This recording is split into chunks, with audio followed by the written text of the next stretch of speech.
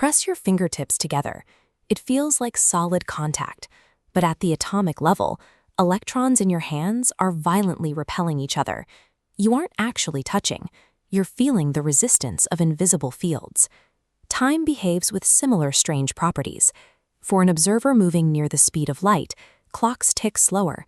Reality stretches and warps, depending entirely on how fast a person moves.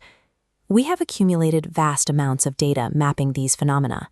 We can chart the cosmic microwave background and split atoms. Yet the question of what reality actually is and how it comes into being remains. Consider the history of our universe. 14 billion years ago, it began as a near-empty, uniform expanse of cooling particles. Over eons, that emptiness organized itself into stars, forged heavy elements, and formed planets, and eventually built living structures. Standard scientific equations perfectly describe the physical boundaries of this expansion. However, they leave a gap. They do not explain why a cold, expanding void possesses a relentless tendency to build increasingly intricate forms. From the beginning, creation has operated under stable rules. The speed of light is a constant. Energy is conserved. Entropy dictates that closed systems decay. Within those rigid thermodynamic boundaries, a persistent inner awareness emerged. The universe produced complex chemistry, and inside that chemistry, it produced the capacity to experience. This diagram represents how many materialistic models view existence. They treat reality as a fixed, pre-built stage, a 3D grid of spacetime. In this view, we are the disconnected dots on the outside, passive observers sitting in the audience, watching the mechanical play unfold. If we are entirely separate from the mechanics of the universe, our subjective experience becomes an anomaly. A purely mechanical stage has no equations for the feeling of grief, the spark of curiosity, or the simple act of noticing. To understand existence, we need a framework that accounts for the observer. We must look for a model that explains the mind with the same rigor it applies to the stars. In his book, The Eternal Thread, Rajesh Chaudhry proposes a shift. He suggests reality is not a fixed stage, but a living process where consciousness is an active participant. This participatory model rests on two pillars, beginning with the law of conservation. In physics, conservation is an established fact. When a piece of wood burns, the energy isn't destroyed.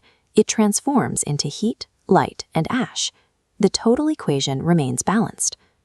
This diagram visualizes how the model expands that law. Here, actions and experiences do not simply vanish.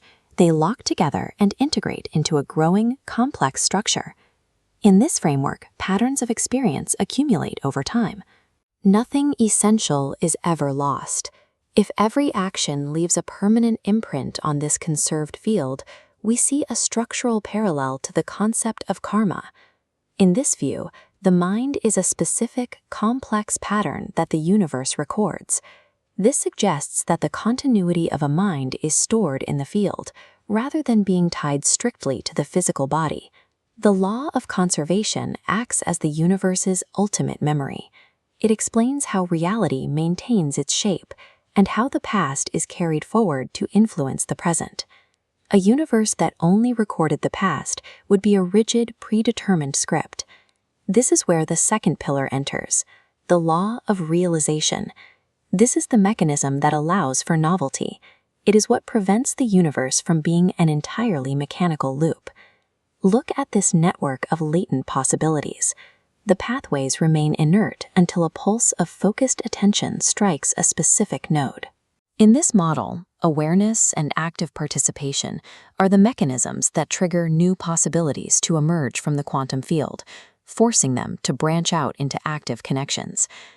This mechanism connects the scientific observations of the quantum observer effect with the spiritual path to liberation, known as Mukti.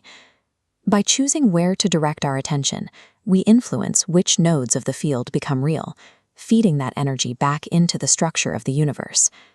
When these two laws work together, they create a continuous feedback loop between the conscious mind and the wider reality.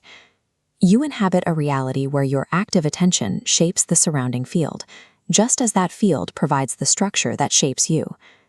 This perspective reframes our personal experiences. Suffering, the search for freedom, and the nature of the mind are seen as functional parts of a participatory universe, rather than isolated spiritual ideas or biological glitches. Adopting the model of the eternal thread does not require the abandonment of scientific rigor. The physical laws of physics remain exactly as they are. This framework holds both sides of the coin. It places the geometric quantum wave and the organic experience of consciousness within a single coherent frame.